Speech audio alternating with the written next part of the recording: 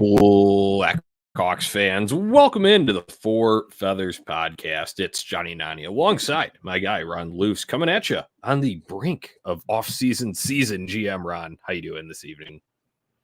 Johnny, I'm doing well. I'm doing so well. We're gonna twist them today. There you go. I'm in celebration. I'm excited. The off season's almost here, but before it gets here, we got Game 7 in store here tonight as we record this. Literally about 90 minutes away from puck drop. Super duper excited. Maybe I'm wrong. Actually, I don't know what time puck drop is. All I know is it's coming up soon. Yeah, you're right. It's supposed to be at 7 Central, but there'll be the anthems and all the pregame stuff, so that'll probably be a little bit closer to like 7:20. But yeah, you're right on money. And like you said, yeah, all the excitement today in the hockey world's around that Game 7. But as I'd mentioned, you are GM Ron, king of the offseason here. That's what we're here to mainly discuss today, because our Chicago Blackhawks, obviously not the Stanley Cup final, but it is a big week for the Blackhawks with the NHL draft coming up later in the week, with free agent frenzy emerging. We've already seen some trade activity. Blackhawks not too much on that front, besides that pick swap that we talked about last time. But we'll get into some of the nitty gritty of some of these potential targets, both in the draft, prospect wise, trade wise, and free agent wise. Before we do any of that, make sure you're subscribed over on YouTube at OnTap Sportsnet. Give us a follow on the socials at Four Feathers Pod at OnTap Sportsnet, and check out OnTapSportsnet.com for all your Chicago sports, literature, and podcasting needs. Okay, Ron, let's kick it off. I know we discussed this pretty heavily last time, but draft is coming up. Blackhawks have 8 selections in it. Final thoughts here. What to do with number 2? I wrote it up over at ontapsportsnet.com. Shameless plug. I highly encourage everybody to go read it if you weren't super tuned in. I think the meetings in Florida with Demidov changed everything. Hearing that I don't think the language barrier was necessarily like a deal breaker per se, but it certainly helps that he's pretty fluent in English and can talk his way around, and you get to understand the player really easily without a translator. I think they got an understanding of how big he is. He's bigger than people expected, because there was no kind of official measurements necessarily done by these NHL teams and perspective, like some of these showcases. I think with all of that, ultimately it comes down, I think they still take Demidov. I think if nothing changes before draft night, he to me is the pick at number 2. And I think he's the pick regardless.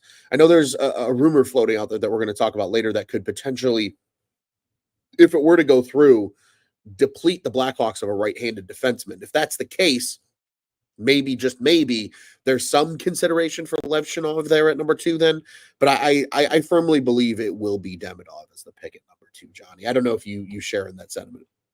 Well, I hope you're right, because if you remember on our last episode, you and Tony kind of gave all of the pros and cons of both back and forth on both of these players. And I just told you the straight up fan perspective that I want the flashy guy. I want the, fun new toy to play with. I want Ivan Demidov. I've not wavered from that stance. That's what I want. And I saw an interesting development. And granted, this is just fan, taking the temperature of it from Ben Pope over at Chicago Sun-Times, but he ran a little Twitter/X poll, and it was, who do you think the Blackhawks will take at number 2? And then who do you want? And there were 2 separate polls. And it was essentially that everyone thought they were going to take Levchinov, but the want, at least in the, among the respondents, I think he had about 5,000 some people responding to that poll, was that they wanted Demidov. And I was in that camp. That's how I voted it. I think they'd take Levchinov, but I want them to take Demidov. So I'm just going to remain in that camp. I really hope it is. And then there's also the interesting report. I want to say it was Elliot Friedman, Sportsnet, that he believed there was a team out there spreading some of the misinformation about Demidov in the hopes that he would fall to that team that's spreading its draft slot. So A, they wouldn't have to trade up to get him, and B, make other teams, hands off on him. I think it's interesting that all that's playing out, but that tells me that he is highly coveted, and that Gold Star showcase did well for his draft stock. And, that was part of the equation when we had talked last time, when we were all 3 together on the show. It was just after the NHL Combine. So you got all the, fun stuff about Levchinov in person there. Well, guess what? Demidov had his day. And that only cemented my belief in that. So I'm just going to go and try and speak it into existence around Demidov at number 2. I would highlight on the last show, I would love him and Bedard as your playmaking duo of the future of hopefully what is to be the next perennial championship contender in Chicago. 100%. And I mean, it makes sense too, though, at the end of the day, because although a potentially, potentially, right, all the potential here is what the discussion is surrounding. Lev Shinov is an intriguing player from the right-handed side, right? And what he brings as a right-handed defenseman, something that the Hawks just don't have a lot of in the system. They're very left-handed D heavy. But that being said, they still have a lot of quality defensive prospects, right? And inevitably, one of them is going to work out. I personally think there's a good chance that we see Ethan Del Mastro for the whole season next year at the NHL level. I think he was really good, especially with Connor Murphy, and that, assuming that Murphy is still a Blackhawk come the start of next season, I think that could be a pairing potentially on the third line for those two guys, and putting them in advantageous situations to where they play to their strengths. So I think in a world you could get away without having Lev Shinov, and why not go get the guy that people are comparing to Nikita Kucherov, and he's got the clear skill. There's no debating that. The video shows that. A lot of the hesitancy was, oh, well, he's playing in the MHL. That's like their juniors. And I saw a comment from somebody, I think it was one of the hockey prospect guys, literally like hockeyprospects.com. I think it was one of them at the Gold Star Showcase. And he said, if you drop Demidov in the OHL, he's ripping the league apart. And I think once you hear that, you're like, oh, okay. Even though he is in the Russian, juniors per se, hearing that a guy would go out there and do what like McDavid and DeBrincat and some of these guys that actually did pan out and become really good NHL players did in the OHL, I think that changed the minds of a lot of people. So I think it makes sense. The Hawks don't have a lot of talented forward prospects not named Connor Bedard. Why not go add to that cupboard? Yeah, I'd love to see it. So we'll have to see what that is when it comes Thursday night. When credit Kyle Davidson. Like I said, I would not want to play poker against him. He's got he's very good at playing it close to the vest there. So we'll have to see what happens. Maybe there might be some rumblings that come out during that day on Thursday as the reporters start circling in right on the Vegas sphere. We'll have to see. But Blackhawks are not short of picks this year, Ron. They have the 18 after that swap with the Islanders earlier last month. And then second round, they'll have two selections, numbers 34 and 50.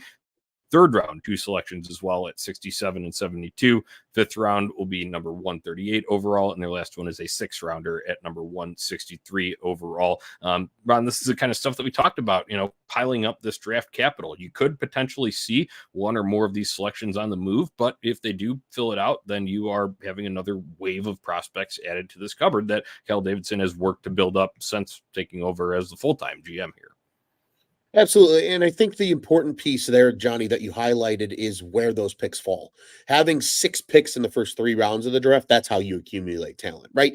Effectively, 4th through 7th round guys are largely just kind of crap shoots, shots in the dark, the blind throw at the dartboard, whatever analogy you want to use to call them as players, right? And it's great when you get an Andrew Shaw as a 5th round pick, or you get even an Isaac Phillips who has some promise as a guy who was also a late round pick for the Chicago Blackhawks organization. It's great when you get those guys. They happen every once in a while. But you largely look at the success stories, even in the days of when this Hawks team was not good at drafting talent, that was not outside of the first round. Brendan Saad was a second-round pick, right? I mean, Nikita Kucherov was a second-round pick. Like, there's a lot of good talent in the top 3 rounds of the draft as long as you do your homework correctly. I think we saw it last year. I think the Blackhawks did a great job adding to the cupboard through those first 3 rounds as well, and they have a great opportunity to do it here. But I think what I liked about this year with that trade with the Islanders, and I think we talked a little bit about it on that last show that we discussed it in depth, Kyle Davidson finally saying, hey, we had the quantity coming into this draft. I'm okay flipping a couple pieces around to get more quality and have higher picks in the draft. And I think that speaks volumes to, hey, we've accumulated a good number of players. We still have really good, strong draft capital in future years. We don't need this draft to be another, 10, 11 pick draft. We can take 8 picks, maybe even less than that. And as long as we're getting more quality over quantity, they're just as happy. And I like to hear that. So very excited to see what they do, especially again, with those first 6 picks. I think the 5th and 6th picks will be, those rounders will be interesting, but ultimately it's those, it's getting 6 players in the top 75 effectively with where they're picking in the first 3 rounds. Yep, set up for success there on draft. Once again, that'll be Thursday and Friday from the Vegas Sphere. All right, Ron, we had talked a little bit about trades there. That was more involving draft capital last time, like you had just kind of highlighted there. But recently, potential names that could be on the move because not everybody is as fortunate as the Blackhawks are in terms of salary cap outlook right now. So some contracts need to be moved if those teams want to go forward and address their areas of need effectively. We've seen the Blackhawks do it in the past. They took on Taylor Hall, Nick Foligno, even were a salary dump for Josh Bailey last year, right? So there's a history of this with Kyle Davidson. With that in mind, you said there was some room there to potentially add to the forward group, both top six, middle six. You identified about 10 guys total, 5 for each of those categories. Wrote it up over at ontapsportsnet.com. So I recommend the listeners go and check that out in written form as well. But go ahead and elaborate a little bit on that here. Yeah, I'll tease everybody enough that's listening, just enough for everybody to go and check out the articles. The articles are a little more in depth, and just admittedly, I would be here for 15 minutes trying to walk through it with all the thoughts in my brain. But just some of the names, because there were report came out from Pierre LeBrun, very very reliable NHL insider, that Kyle Davidson was working the phones, and in specific, he wanted to acquire potentially forwards that were top 6 value and middle 6 value. And there's a very important distinction in that. A lot of people will be like, well, why don't you just say a top 9 forward? Because a guy that's in a top 9 can usually bounce around the lineup. Middle 6 forwards are typically a little stronger defensively. They're a little more all-complete players in hockey traditionally. Think of Jason Dickinson. Jason Dickinson's a really good middle 6 player. How are you now? Whereas a guy like Connor Bedard is a top 6 player, right? Like, even if he's on the second line, which he never will be as a Blackhawk, but even if he were a second line player, he's still an elite scorer. He's got the offensive prowess. He's molding his complete game. That's the differentiation here. And there are some guys that can be middle 6 on certain teams that might be top 6 guys on other teams. It's just the nature of the beast. But so we dug into it. I went through all the teams' kind of roster situations. I will say the increase in the salary cap, which you wrote up, Johnny, when that came out and was disclosed, really actually helped a lot of teams because it just gave them a little bit of a buffer. That $5.5 million difference does make a lot of sense for a lot of these teams. And there are still plenty of teams though where you look at their rosters and you say, hey, you weren't terrible, or maybe you're okay.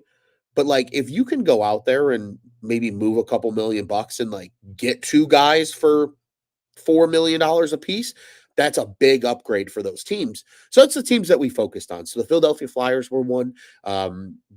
Names to keep in mind: Morgan Frost, good young player who had some turmoil with Tortorella there, could potentially be on the move. He's got 1 year left on his deal. Scott Lawton's another name. I believe he has 2 years left on his deal at a pretty respectable $3 million. Really good middle 6 center, which I think the Hawks need a 3C at this point right now, because I don't think we're going to see Nazar be a consistent center at the NHL level, at least not next year. But in addition, I think on the top 6 end, a lot of really good talent. The Islanders are in a real shit spot. Brock Nelson would be an intriguing name. The Hawks have been linked to having interest in Oliver Wahlstrom as well from the Islanders. So a couple of guys maybe that could happen from there, and really so on and so forth. There's a lot of names I liked. I did bring up, I had to. I'm going to spoil it. It was in the middle 6 conversation. But a guy like Brandon Saad, who St. Louis is reportedly looking to trade. He's had his second best goal scoring season of his career last year in St. Louis. He's got 2 more years at about $4.5 million. He does have a no trade clause, so he has a little bit of leverage. But I think if the Hawks were truly serious about bringing Brandon Saad into the doors, he would want to come back to Chicago and potentially play with Connor Bedard. So I think there's a lot to be said there. There's a lot of options. There's a lot of things that Kyle Davidson can do to get creative. And he really is in a power position right now with this team saying, hey, we have all this cap space. I can take on a bad contract or 2 for 2 years if it means improving this team now and in the future. And I think so far he's done such a great job with that in the future. You can make the argument he's done that for now too, right? Nick Foligno came as a result of that. Jason Dickinson came as a result of that by weaponizing that cap space as one of his first trades as GM. got really quality players in the door.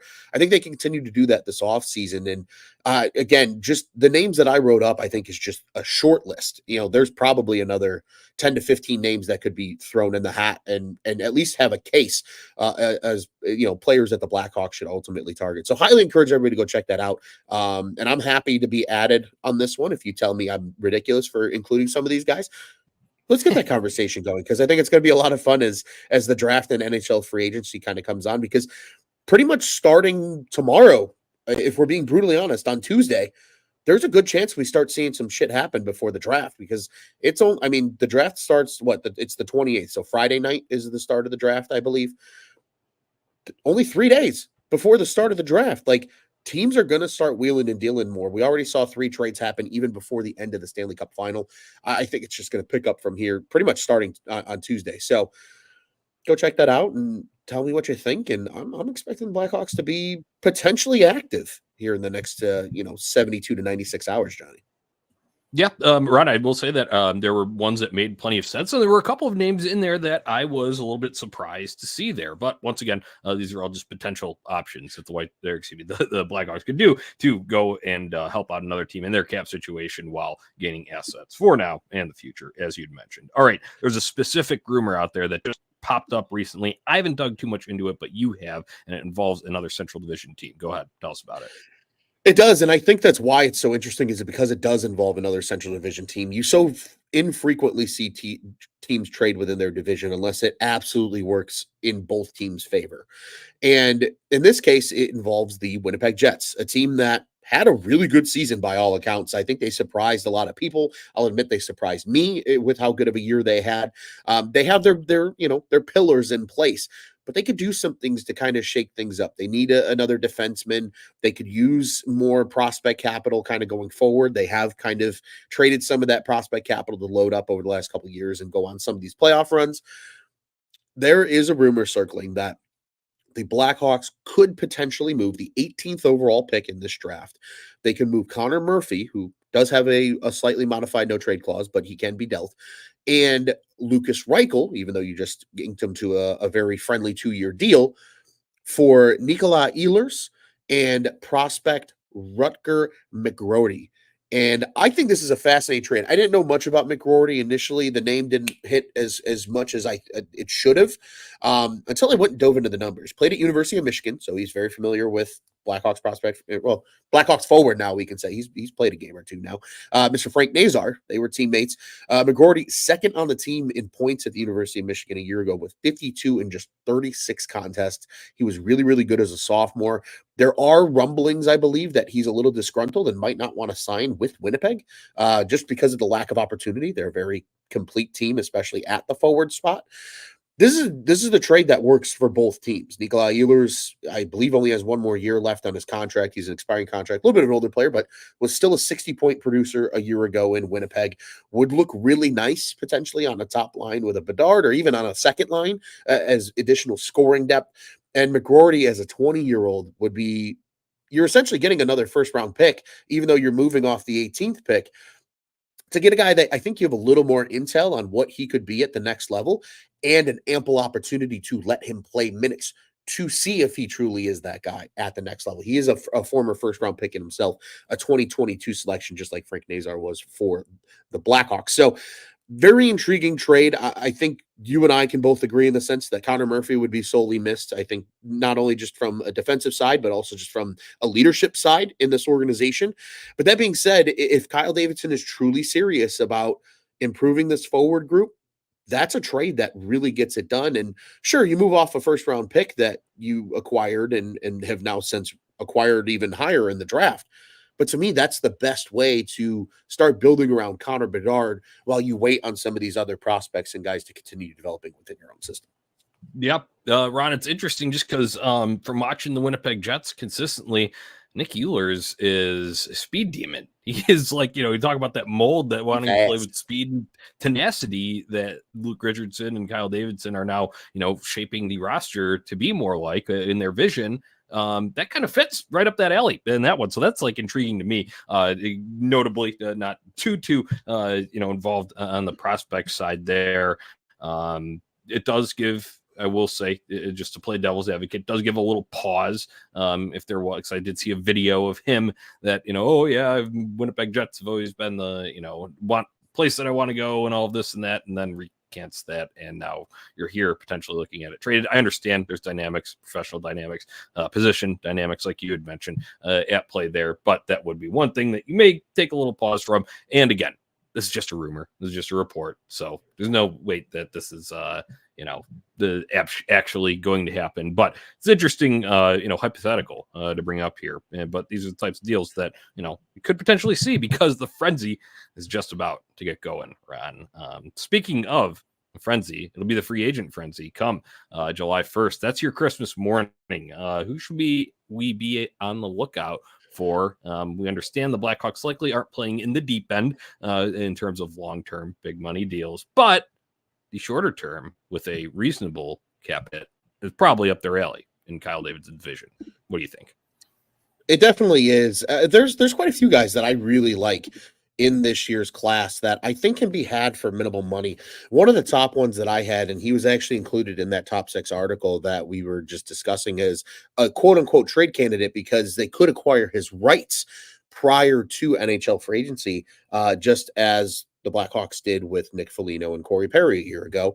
And that is Jonathan Marchessault. I think Jonathan Marchessault fits in perfectly with this Blackhawks team. He is 33, so, up there in age, probably can get him on that maybe a little bit higher value AAV for less term, which is exactly what Kyle Davidson has already expressed he would like to do.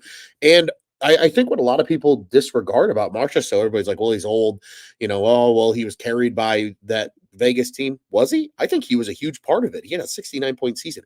42 of those were goals. The Blackhawks were not good at putting pucks in the back of the net last year. And you get a guy like that to potentially play on Bedard's wing, play with him on the power play, and he has that cup pedigree. He's won a Stanley Cup. He's been on a lot of really good teams over the course of his career. I think he'd be a really good acquisition to this Blackhawks roster, and I think he absolutely fits that bill as well. A couple other names too, Johnny, just that I've kind of thought about throughout the course of the season. I think Teuvo Teravainen could always return if a reunion was in the cards. A Tyler Toffoli, I think, makes a lot of sense coming off a 33-goal season, split between New Jersey and then with the Winnipeg Jets at the end of the year.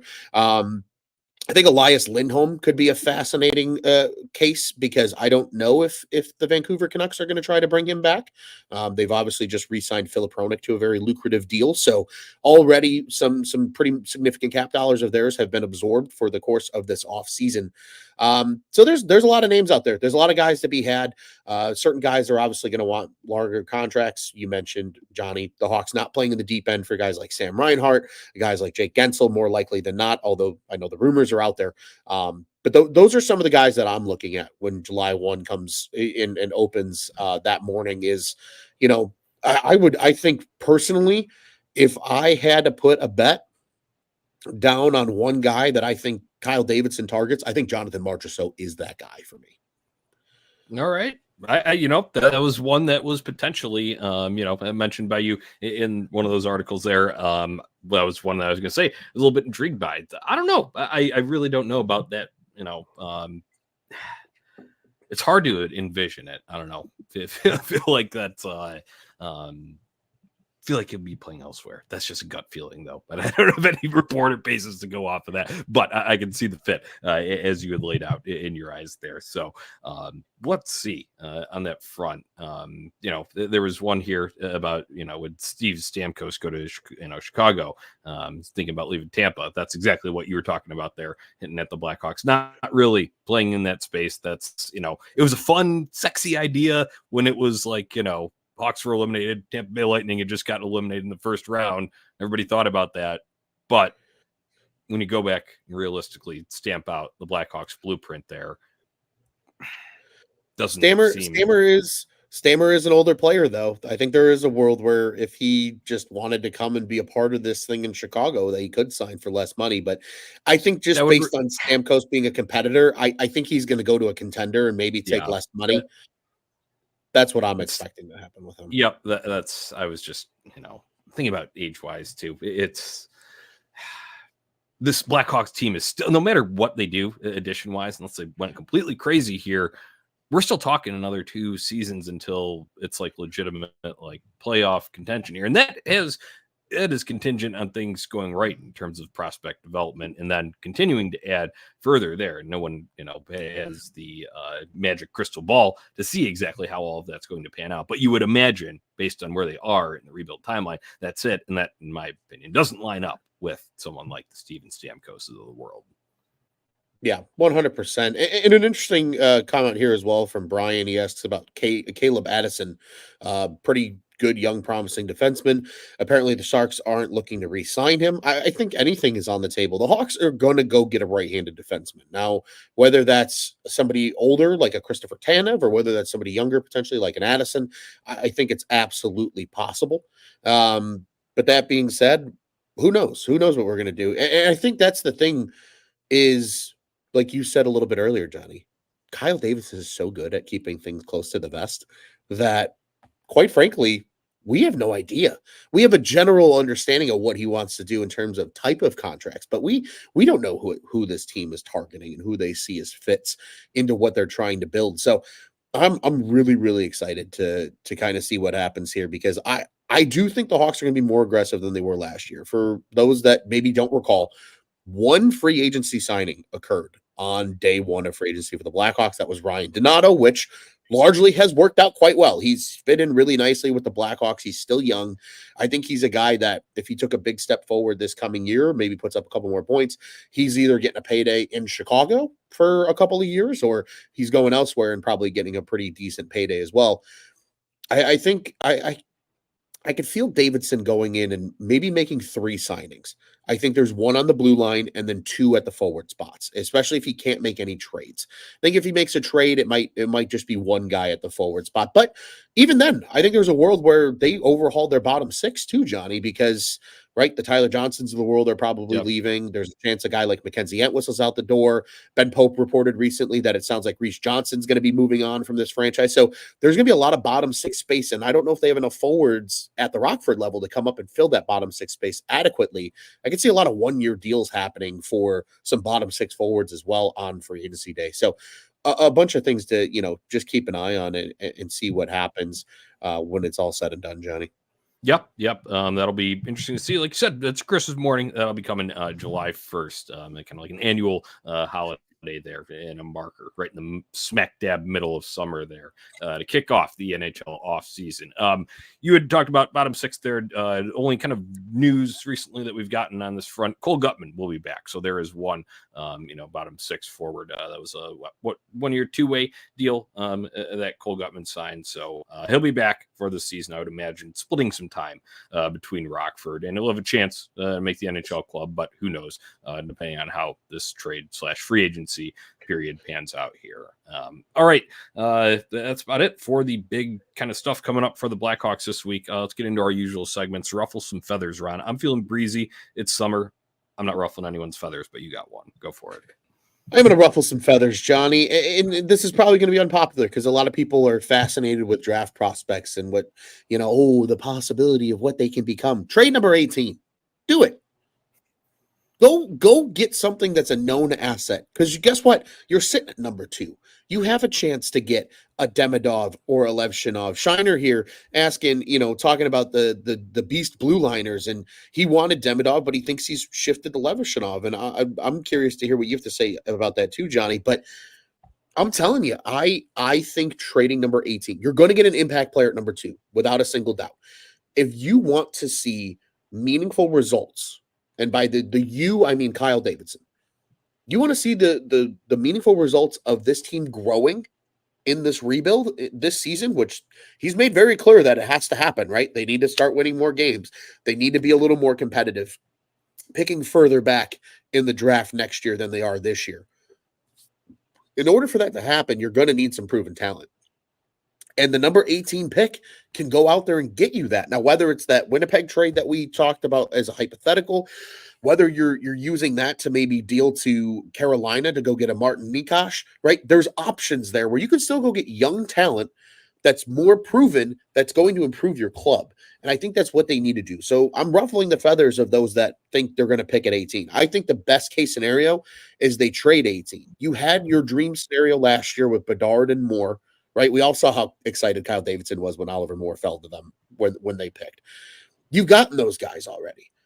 Now go out and move that pick and go upgrade your team for the now, especially because your number 2 pick, probably no matter who they take, Levshunov or Demidov, is probably not going to play with the club next year. Either Levshunov probably goes back to Michigan State, maybe plays in the AHL if he decides to turn pro.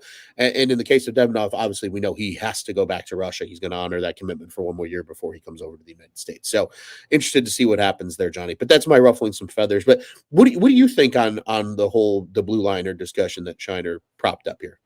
Yeah, right. I mean, it's interesting. There's a valid point there, right? Now, that was a crop of really solid defensemen there. When you're talking about the beast blue liners, totally get that and understand the draw then to want to shore that up with Levshunov if it's going to be as good as they say he's going to be. Well, you also had an offensive flair leading those cup runs, Ron. Amen to that. You got one piece there. You got your generational, first line center, Connor Bedard. Well, who's he, getting propped up by on the wing with the scoring there? Patrick Kane, Jonathan Taves, Connor Bedard, Ivan Demidov. That's kind of how, I played out I can envision it in the future and see it. Like Kane and Taves were holding up the cup together over their heads after the 15-1. You'd like to think that is Demidov and Bedard one day, right? You would like to think, absolutely. Where I stay on that because Shiner, totally understand it. Totally understand that comment, and you're looking at the back end of it. But look up front, too. There's also a need there. And I'm sorry, I like Frank Nazar, I like Oliver Moore, but are they on that same level in terms of playmaking ability? I don't know. Yeah, and I think that's a completely fair comparison. I think it really, what they do in the draft, you will absolutely see how that impacts their free agency moves. If they go and take Levshunov, kiss defense goodbye. They might sign a depth guy, and that's the end of it, right? But I think there's a world where if they go Demidov, which is what I fully expect them to do as well, Johnny. I think they say, okay, Levshunov is probably going to go in the top 5. He'll go somewhere else, and that's totally fine. They'll sign a guy for the time being right now, and then you can come back next year where, again, you have 2 first-round picks again. A lot of people forget that they still have that Maple Leafs first-round pick now in 2025 coming up as well. You're going to have 2 1s next year, too. If you really want to go get an impact player in the draft, you could trade up, in theory, in the first round and go get one of those guys and get another franchise pillar potentially. Where, let's be honest, even if they have a better season, Johnny, there's still a good chance they're picking in the top 10 next year.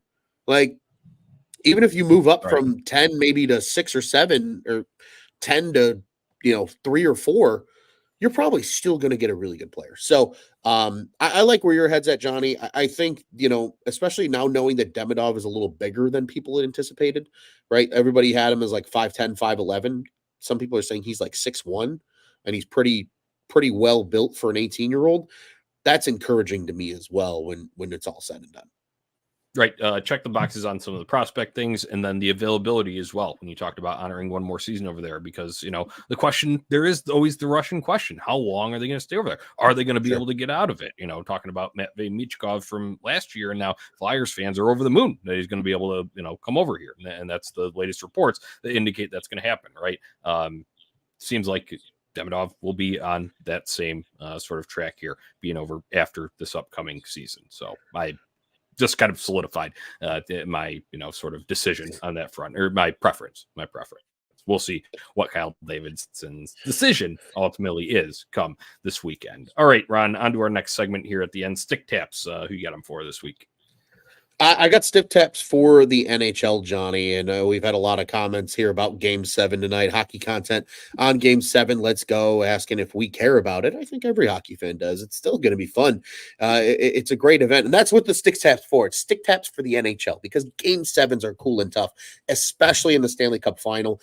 I think this is going to be one of the most watched games. Now that the NBA Finals are over, this is the last major championship sporting event that's going to occur for quite some time now. Obviously, you've got some soccer happening, and there's a lot of soccer fans in the United States, but not nearly probably as many as there are for hockey, especially as of the last couple of years and how much the sport has grown. And let's be honest, especially in the city of Chicago, in our case, right, Johnny? Both of our baseball teams aren't doing so hot right now, and that's the case for a lot of fan bases that have NHL hockey clubs as well. So I think this game is going to be highly, highly watched. It's going to be great for the NHL. These are two really good teams, and I think either way you slice or dice it, if Florida wins, you have a non-traditional hockey market team winning a Stanley Cup, which I think is good for the sport of hockey and especially in those type of markets.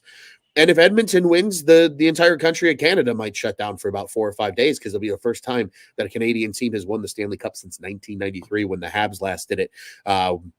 I believe that was the last year that Patrick Waugh was in Montreal, if I remember correctly as well. So I'm excited about Game 7, and big stick taps to the NHL because this is good for the sport. Yeah, you have a 3-0 lead, and now it's a 3-3 going to Game 7. I mean, you can't ask for a better Stanley Cup final.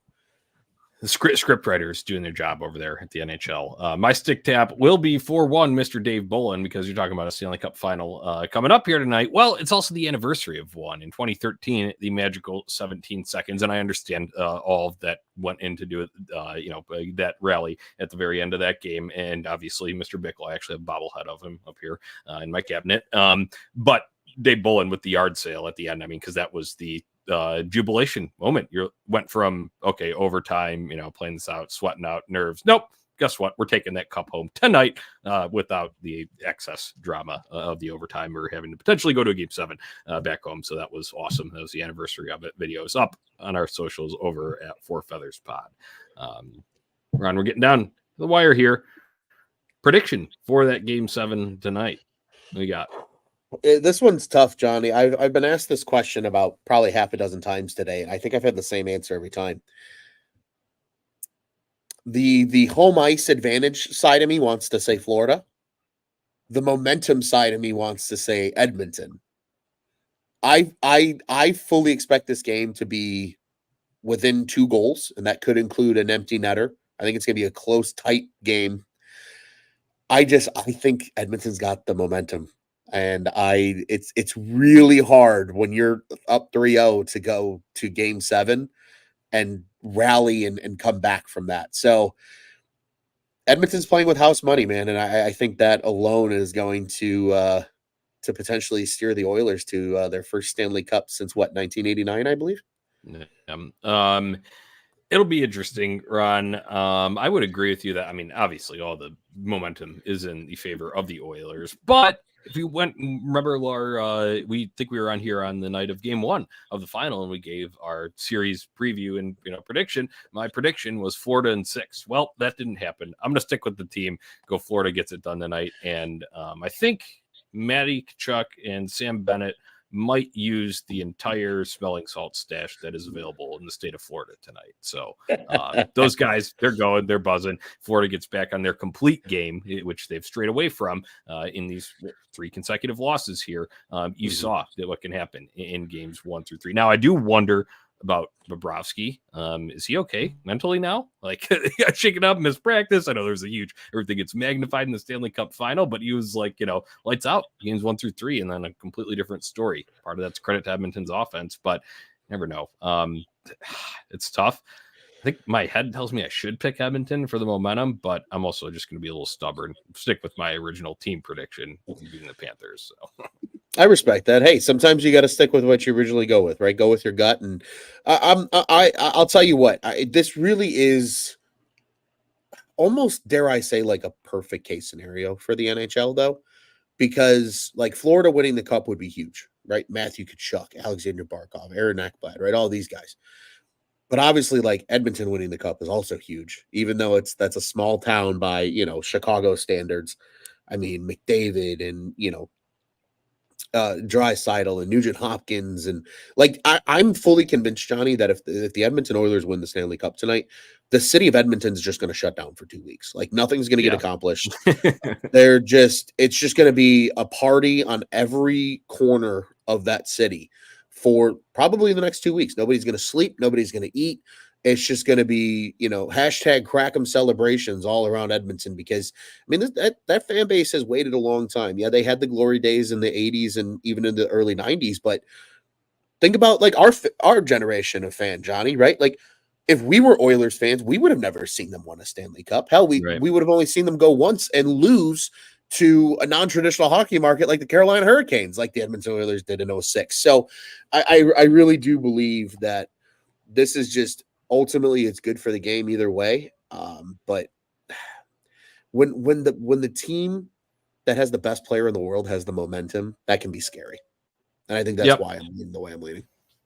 Yeah, so we'll see what happens. There should be a fun Game 7 that's coming up here, probably in about an hour until the actual puck drop happens here. We appreciate everybody tuning in to Four Feathers Podcast before you tune into Game 7. After the Cup final, there'll be, NHL awards will be on the 27th, NHL draft on the 28th, 29th. Free agency, as we had mentioned, opens July 1st, 11 a.m. Central Time. That's what's on tap next. Ron, excellent getting on with you, previewing a big Blackhawks week ahead. Give me a final thought before we trot on out of here. GM Ron is officially in employment. The little plaque is on my desk that says GM Ron. I'm ready. The next 10 days for me are some of my favorite times of the year from a hockey coverage standpoint. So I'm excited. It all starts with a great Game 7, and then GM Ron's in full business, everybody. So be on the lookout for some good stuff coming over the next 10 days. Yep. I can't wait to see which surprise trade Kyle Davidson pulls off this year, because there is going to be one. And I feel like he is very savvy at leveraging that, as we've seen in the past with like the Taylor Hall, Nick Foligno things. And those seem to come out of left field. I feel like the Elliot Friedmans and Frank Spaghetti of the world aren't huge fans of Kyle Davidson because he doesn't leak like maybe some other front offices do. So it comes as a bit of a surprise, and I'm looking forward to see what the surprise is. Ooh, the mystery box. It could be anything, like Family Guy. All right, you could have the boat, or it could be the mystery box, which could also be a boat. Yeah, I'll take the mystery box. Usually, what's come, though, I think I have enjoyed in terms of what Davidson has pulled off in some of the surprise trades that have gone down. So we'll just have to see how it goes. That's what makes this sort of week chaotic and fun all at the same time. So we'll be back with you to discuss some of these moves in terms of draft, free agency, trades, all of that. Appreciate everybody tuning in. Until next time, let's go Hawks.